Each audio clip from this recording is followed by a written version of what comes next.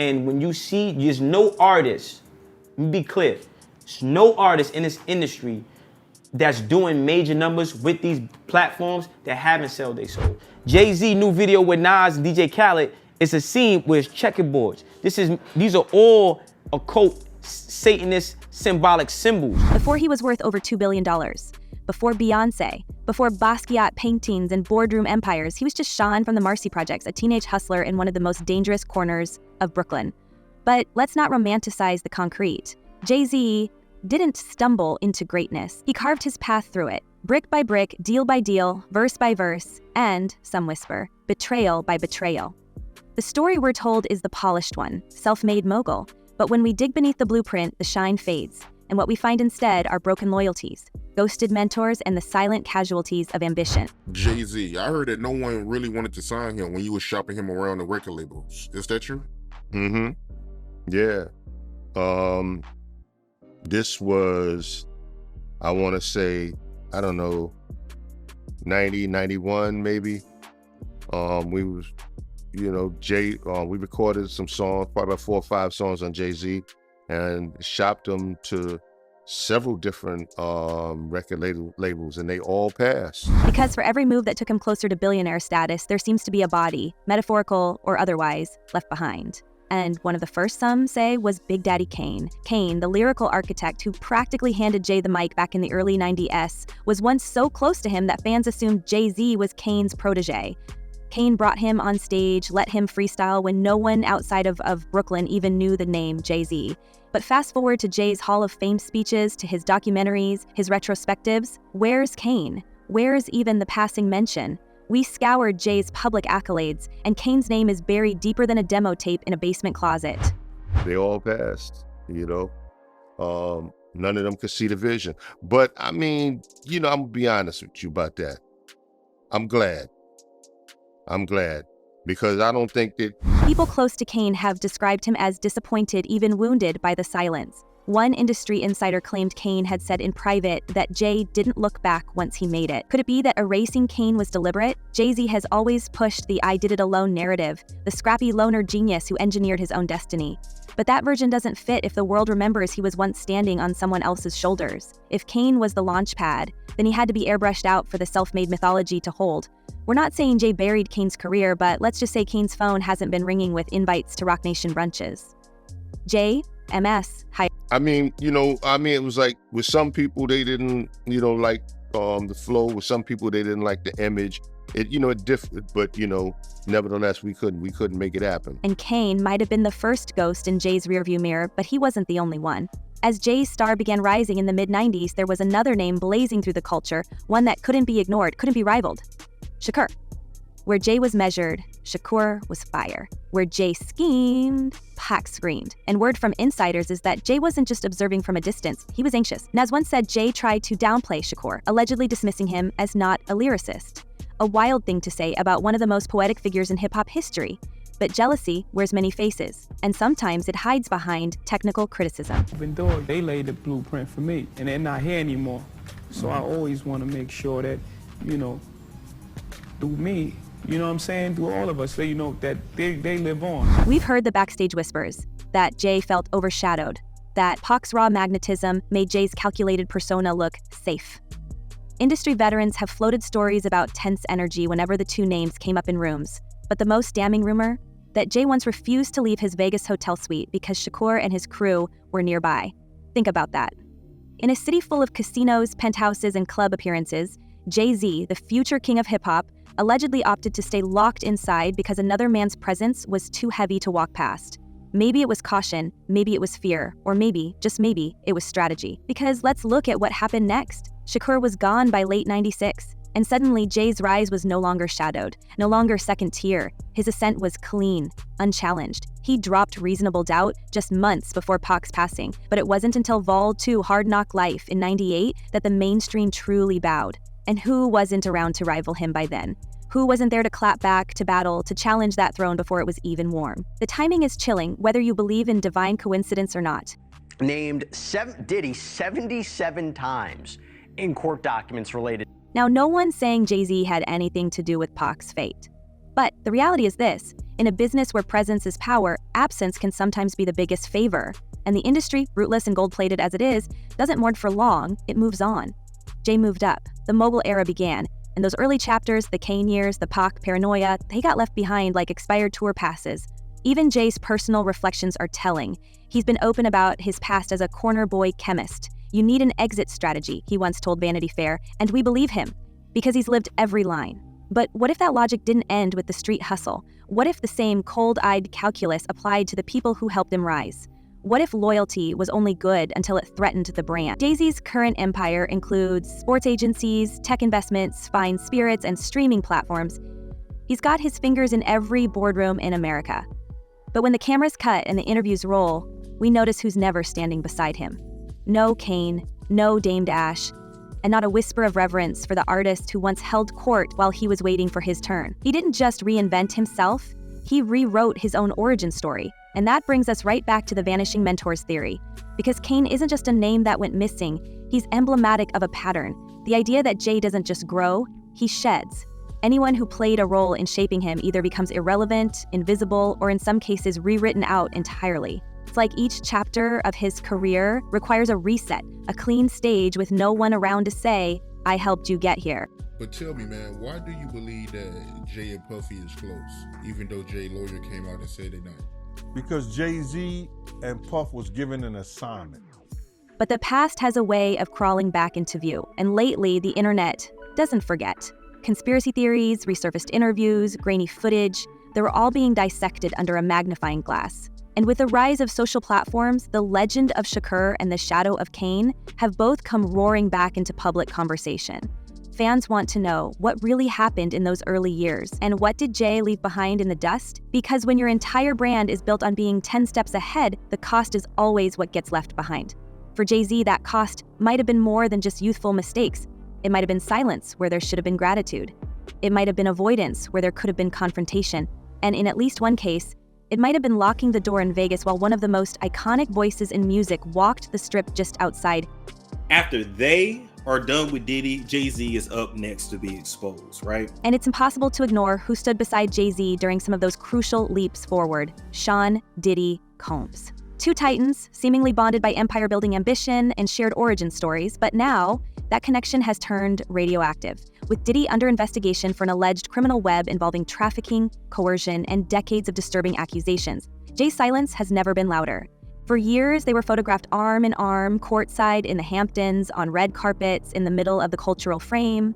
But when federal agents raided Diddy's homes and a 14-page indictment dropped, Jay-Z, the consummate brand manager, kept his distance. Not a single word of defense, not even a vague tweet. Just eerie quiet. If that's part of the indictment, that's somewhat like a blackmail.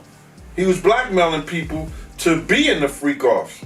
So that's federal. That could be that's a federal charge. He can't blackmail people to say, "Yo, listen here, you did it once and you're gonna do it again." That ain't gonna make it with the government or nobody. Some believe this isn't just about self-preservation. Multiple sources close to the music business have pointed to a long-rumored understanding between Jay and Diddy. Not necessarily a formal pact, but a handshake-level deal. Protect each other's interests and keep the past buried. But with the floodgates open on Diddy's history, what secrets might float to the surface that also implicate Jay-Z? The whispers go back decades. Club deals gone wrong, private parties in the late 90s where people claim more than just music was being traded. A former studio engineer told The Guardian, off the record, that Jay knew more than he let on and was always one step ahead of the blast radius. The implication? Jay didn't just avoid scandals, he anticipated them, sidestepped them, and watched others fall while his stock rose. I want you to think about this. Allegedly, Shawn Carter is responsible for enacting Hype Williams to put Aaliyah on a faulty plane to move her out the way as punishment for rejecting him, and so he could level up Beyonce. There are more chilling suggestions. Prosecutors have alleged Diddy used his business infrastructure, artists, assistants, security staff, to facilitate coercive conduct. The theory gaining traction online is that Jay-Z may have benefited from the system without ever getting his hands dirty. As one former Rockefeller affiliate posted anonymously in a now viral thread, Jay never needed to control the dirt. He just needed to know where it was buried. The idea being, while Diddy took the risks, Jay reaped the silence. Especially after that Las Vegas shooting in '96, the same event now tied back to Diddy through Keefe D's jaw-dropping police interview, where he named Diddy 47 times and claimed the mogul offered millions for Shakur and Suge Knight to be taken care of. Jay's name wasn't in that transcript, but it didn't need to be. The connection is circumstantial but unnerving. We know Jay feared Pac. We know he waited out the coastal chaos, stepping in only after the dust had settled. What if his restraint wasn't fear, but calculation? What if avoiding the spotlight during hip-hop's bloodiest era was exactly what ensured his longevity? As others fell to headlines, bullets, and indictments, Jay played the long game, and perhaps that included maintaining just enough proximity to Diddy to benefit, but enough distance to cut ties the moment the roof caved in. If you're a halfway intelligent person, when do you start questioning how lucky some keep getting? Right. And then came the conspiracy that took the internet by storm. One that moved beyond business, beyond betrayal, and into the dark corners of pop culture's collective unconscious, the she knows theory. It started on TikTok, spread like wildfire, and tied Jay-Z and Beyoncé to something far more disturbing than just silence. Users pointed to J. Cole's 2013 song, She Knows, and began picking apart its meaning. At first, it seemed harmless, clever wordplay. But then people noticed the eerie pattern.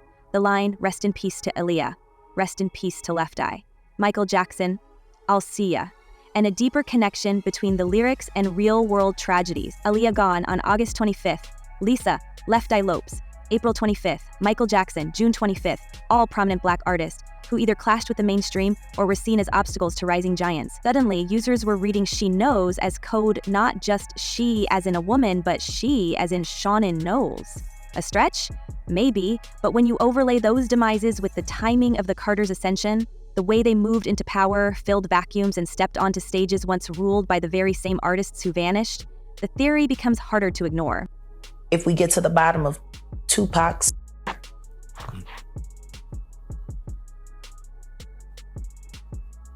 when that is finally revealed, 15 other will be revealed with it. And you will find that they were all committed by the same two people, father and son. It didn't help that Beyoncé's name seemed to appear in every award show thank you speech, often from artists we least expected. Adele breaking her Grammy to share it with Beyoncé, Lizzo dedicating her wins, Britney Spears pointing to her as a source of strength. One TikTok voiceover asked the question bluntly, are they honoring Beyoncé or paying tribute to someone they're afraid to cross? Some users called it cultish. Others suggested it looked more like a silent code of allegiance. The backdrop to all this? Diddy's spiral, accusations of secret recordings, freak-offs, and blackmail, now dragging down everyone who ever stood too close. And Jay-Z? Smooth as ever, untouched, unfazed, unscathed. You can be in love with someone. You can love someone and if you haven't experienced love and you don't understand it and you don't have the tools to move forward, then you're gonna have complications. We've now reached a point where even industry veterans are quietly asking what Jay-Z truly knew. Not just about Diddy, but about what it takes to build an unshakable empire in an industry powered by silence, favors, and untraceable exits. Jaguar Wright, a former collaborator turned whistleblower, dropped another incendiary quote in her recent interview. They do nasty things, she said, referring to Jay and Beyoncé as a nasty little couple, and claiming to know 3 people ready to testify against them. It wasn't specific, it didn't need to be, the damage was done. She painted them as calculating, untouchable, and willing to sacrifice others to keep their dynasty intact. Jay's defenders point to his philanthropy, his business acumen, his artistic legacy, and yes, those are real, but the shadow that trails behind him is growing longer and heavier. His connection to Diddy, his dismissal of Kane, the subtle erasure of rival influences like Shakur and Aaliyah, it all adds up to a pattern, not a smoking gun, but a well-curated absence of evidence. Jay-Z didn't just survive the chaos, he outlived it. Which leaves us wondering, did he simply play smarter? Or was he always part of a game we were never meant to see? It's always been like a little underlying competition there with your big brother. And we both love and respect each other. For those who traced Jay-Z's story all the way back to the Marcy Projects, this isn't just a tale of betrayal. It's a parable of survival. That corner of Brooklyn, defined by scarcity and fear, didn't offer many second chances. When you're brought up in an environment where faith leads individuals to fatal ends and devotion is frequently a disadvantage, tactics turn into a dialect of endurance. Jay has openly said he entered the game out of desperation, not selling product on street corners wasn't about ego, it was about eating. about staying alive. And while the product changed over time, substances swapped for platinum records, corners for corporate offices, the instinct, some believe, stayed the same. I felt like, they had like, a whole lot of potential. Jay was more quiet. But I mean, I learned that Jay was being quiet because he was taking notes. He was taking notes, observing everything, taking it all in, because, sometimes you're around and you're watching to see things to do. What makes this all the more tragic is the possibility that Jay's alleged betrayals weren't acts of malice, but the byproduct of a worldview shaped by trauma. The hustle that made him a legend also isolated him. People were always temporary, threats, or tools. Mentors became stepping stones, rivals became risks. It's the same ruthless calculus he once described in interviews about street life, knowing when to pull back, when to press forward, and when to vanish. Only now, it wasn't about territory, it was about power, image, and legacy. And in that high-stakes arena, hesitation can be fatal. To still say allegedly, has done things and allegedly participated in a lot of things that the public would not be happy to know. It's possible that Jay never unlearned the survival code, that the same walls that protected him and Marcy became emotional armor in the industry. Cut off the past before it slows you down. Don't linger too long in loyalty. If someone threatens your rise, even indirectly, distance, silence, or disappear them from your narrative.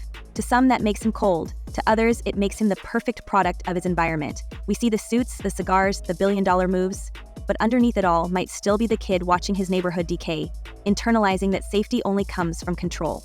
This lens reframes the so-called betrayals, not as acts of villainy, but as extensions of a worldview built in the trenches. Jay-Z didn't just want to win, he needed to. Not just for ego, but for safety. For insulation from the vulnerability that haunted him in every stairwell and back alley of Bed-Stuy.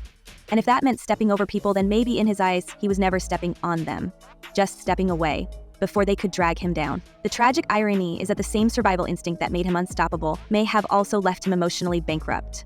As we pick apart his legacy, maybe the deeper question isn't whether Jay-Z was ruthless, but whether he ever truly felt safe enough to be anything else. In a world where betrayal and brilliance are often two sides of the same coin, maybe what we're witnessing isn't the story of a mastermind, but the evolution of a man who never stopped looking over his shoulder. But after that major documentary comes out on Diddy, then you're going to start to hear more and more about Jay-Z and his nefarious past. So here's the question. Is Jay-Z's legacy the result of brilliance or of betrayal? Has he truly earned his throne, or has he just been the last man standing in a house where the other floors were pulled out brick by brick, legend by legend?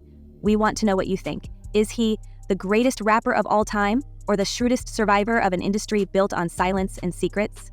Drop your thoughts in the comments below, and as always, stay sharp, stay curious, and remember, in the world of fame and fortune, the truth is never just black and white. It's Carter Blue.